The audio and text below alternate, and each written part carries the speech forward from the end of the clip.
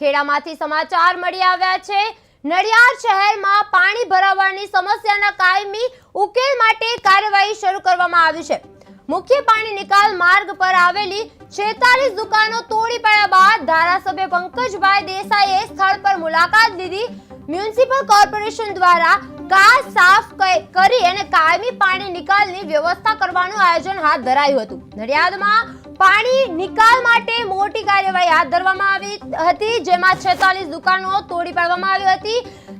ધારાસભ્યની મુલાકાત પૂર્વ વિસ્તારનો મુખ્ય નિકાલ માર્ગ ખુલ્યો હતો। કોર્પોરેશન કરશે કાચની કાયમી સફાઈ। હોસ્પિટલ વિસ્તારમાં પાણી ભરાવાનો ઉકેલાયો હતો। નડિયાદમાં આ નિકાલ માર્ગ ખુલ્યો હતો। કોર્પોરેશન કરશે કાચની કાયમી સફાઈ। હોસ્પિટલ વિસ્તારમાં પાણી ભરાવાનો ઉકેલ હતો।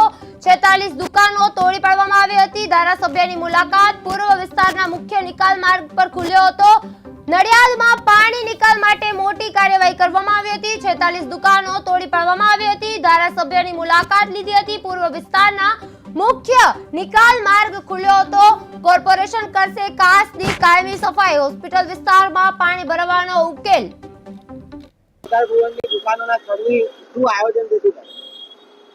એટલે આ દુકાનોની નીચે નડિયાદ આખા પૂર્વ વિસ્તારનો સિટીનો કાચ આ દુકાનોની નીચેથી લગભગ જૂરી જે નકશા મળ્યા છે એ પ્રમાણે એ 16 ફૂટ પહોળો છે અને 8 ફૂટ ઊંડો છે।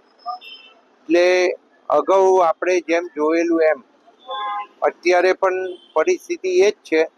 હમણાં અમે ફોટા પાડેલા છે અને વાંસ અંદર કુંડીઓની અંદર નાખ્યા, જે દુકાનોમાં હોલ હતા એમાં, એની અંદર માત્ર 1 જ ફૂટ પાણી જઈ રહ્યું છે। ઘણી જગ્યાએ 1.5 ફૂટ જઈ રહ્યું।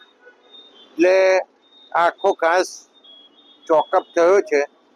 કઈ કઈ જગ્યાએ થયો છે એ હવે એની કામગીરી મહાનગરપાલિકા દ્વારા શરૂ કરવામાં આવવાની છે અને એની અંદર આ જે આકાશ છે એનો ઉપરનો સ્લેબ એ લોકો તોડી અને આ જે ચોકઅપ છે ઘાસ એ ખુલ્લો કરશે અને અંદરથી જે સ્લજ કે માટી જે ચોકઅપ થઈ ગઈ છે એને આખો કાઢીને સાફ કરશે અને ત્યારબાદ જે આખી નવી સ્લેબ ડ્રેન મંજૂર થઈ છે વરસાદી પાણીનો કાચ, એટલે આ સાફ થશે તો આગળ કઈ કઈ ચોકઅપ છે એ ખબર પડશે એવું અહીંયા ટેકનિકલ એન્જિનિયર ને કમિશનર શ્રી ને બધાનું આપણા બધાનું માનવું છે।